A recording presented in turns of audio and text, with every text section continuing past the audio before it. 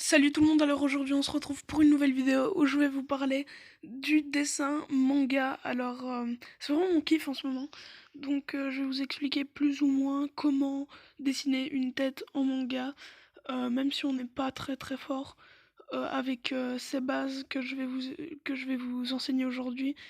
Normalement ça devrait aller.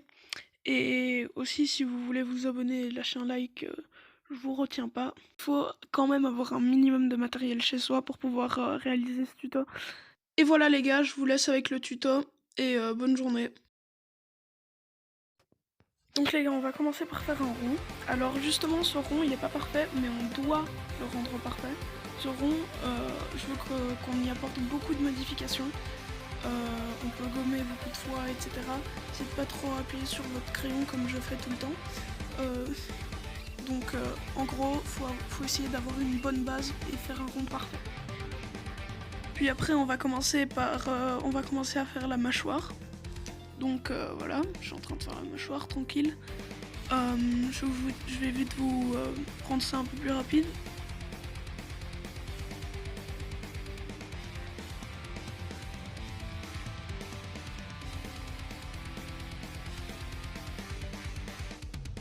Donc maintenant on va faire une guideline comme on dit en anglais. C'est une ligne qui va vous aider à placer vos éléments sur le visage. Donc ma guideline terminée, je vais commencer par faire un nez. Donc faut un petit peu s'appliquer quand même pour faire le nez parce qu'il est assez important dans le dessin. C'est la première chose qu'on voit. Si le nez est mal fait, le visage sera mal fait. Après vous faites comme vous voulez, vous structurez votre visage comme vous voulez. Alors moi personnellement j'aime bien faire des bouches un petit peu petites comme ça. Je trouve que ça donne un style par rapport genre au style genre Naruto avec des grosses bouches qui montrent beaucoup d'émotions. Je préfère quand ça reste sobre. Puis voilà, on attaque l'œil. Faut vraiment s'appliquer sur l'œil. Quand même pas trop parce qu'il faut savoir le refaire à côté. Et c'est ça mon petit problème, c'est que j'arrive pas souvent à le refaire deux fois. Du coup, je viens faire un petit cache-œil de l'autre côté parfois. Et c'est ce que je vais faire maintenant. Alors là aussi, votre rond doit être un petit peu parfait. Donc n'hésitez pas à y ajouter quelques petites modifications comme le rond de base. Donc voilà, ici je vais commencer à faire mon petit cache-œil. Je vous ai mis la vidéo en un peu plus rapide parce que sinon ça va être trop chiant. Vous pouvez le faire rapidement, c'est pas obligé de prendre trop de temps. Et voilà les gars, alors on va passer à la prochaine étape. Donc voilà le dessin jusque maintenant. Donc on va passer à la prochaine étape. Donc la prochaine étape ce sont les cheveux. Vraiment les cheveux, le chara design des cheveux, vous faites vraiment comme vous voulez. Vous pouvez aller regarder sur Pinterest ou sur Instagram des artistes que vous aimez bien pour voir comment ils feraient les cheveux. Et aussi sur certains animés pour le chara design parce que bah voilà. Moi en tout cas je le fais plus ou moins de mémoire parce que je sais plus ou moins à quoi ça ressemble maintenant que je dessine souvent des cheveux d'animé. Donc si vous voulez un bon chara design pour les cheveux, n'hésitez pas à aller vous documenter.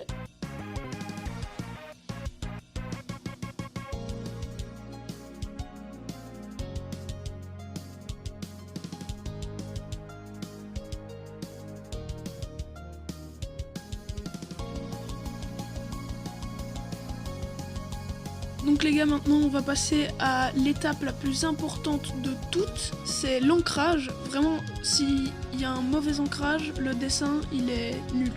Très clairement, faut se le dire, un mauvais ancrage est égal à un mauvais dessin. C'est-à-dire exactement comme tous mes autres dessins. Mes ancrages sont super mauvais et c'est pour ça qu'il faut en faire de plus, qu'il faut toujours essayer de terminer ses croquis, je trouve, essayer de toujours ancrer un maximum pour s'améliorer en ancrage parce que voilà quoi, on n'est pas tous égaux face à l'ancrage. Bon, on fait une petite ellipse et on se retrouve pour la prochaine étape. Alors voici le dessin après l'ancrage. Donc comme je le disais, l'ancrage c'est super important. Voilà. Donc maintenant on passe au coloriage. Je vous invite surtout à utiliser des marqueurs, surtout des marqueurs à alcool, c'est super important. Je trouve que ça donne vraiment une belle couleur et quand on les gère bien, ça peut donner vraiment quelque chose d'homogène et de vraiment beau. Donc le coloriage, vraiment à mes débuts, je gérais pas du tout, mais vraiment c'était très mauvais. Donc faut vraiment appuyer sur ce point-là, au marqueur alcool hein, surtout, parce que si on attend un petit peu trop, l'alcool finit par sécher et donc ça fait des traces très moches. En gros, quand on colorie avec des marqueurs alcool, c'est comme une course contre la montre. Faut vraiment se grouiller parce que si on prend trop son temps, ça va devenir moche. Je vous montre, je vous mets un petit exemple à l'écran et puis on fera une petite ellipse.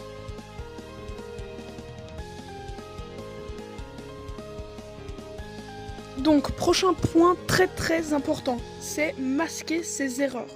Par exemple, ici, vous allez voir un problème typique qui m'arrive tout le temps, c'est que je touche mon ancrage, donc ça fait des grosses ratures, vu que c'est de l'alcool, ça réhumidifie le tout, et ça fait des trucs tout moches. Donc, faut toujours avoir ce petit réflexe de directement après l'erreur, venir la corriger en faisant quelque chose d'autre. Vous allez voir, mon premier réflexe, ça va directement être de gommer ça, de le changer, ça par exemple en cicatrice, comme je vais le faire, vous allez voir bientôt. Ça va donner une toute autre dynamique au dessin, et de toute façon c'est pas grave quoi, si vous changez un petit peu votre chara design de base, si c'est juste pour un petit dessin comme ça va, c'est pas grave. Comme vous le voyez, je fais une petite cicatrice, et voilà.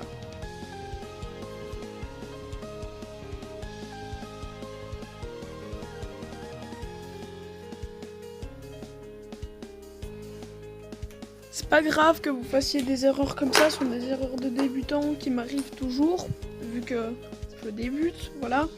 Ça m'arrive toujours, donc la seule chose qu'il faut, c'est d'essayer de ne pas reproduire le problème à nouveau, parce que ça m'est déjà arrivé sur certains dessins qui finalement commençaient très bien, étaient très beaux, et puis devenaient moches. Par exemple là, vous voyez, il y a plein de ratures, et ça détruit totalement le dessin. Alors voilà, j'imagine que vous aurez compris maintenant pour le coloriage. C'était plus ou moins l'étape, la dernière étape. Maintenant, vous faites comme vous voulez, vous mettez de la couleur comme vous voulez, vous mettez vos ombrages comme vous voulez. Ça, après, je peux pas choisir d'où vient votre point de lumière, c'est vous qui choisissez d'où il vient. Alors les gars, j'espère que vous aurez aimé cette vidéo, ces petits tips, etc. Donc je vous montre le résultat final du dessin. Il a l'air un petit peu étiré, mais c'est parce que je dois le zoomer. J'espère que vous allez souvent utiliser mes tips, etc. Donc n'hésitez pas à vous abonner et à lâcher votre petit like. Et salut tout le monde!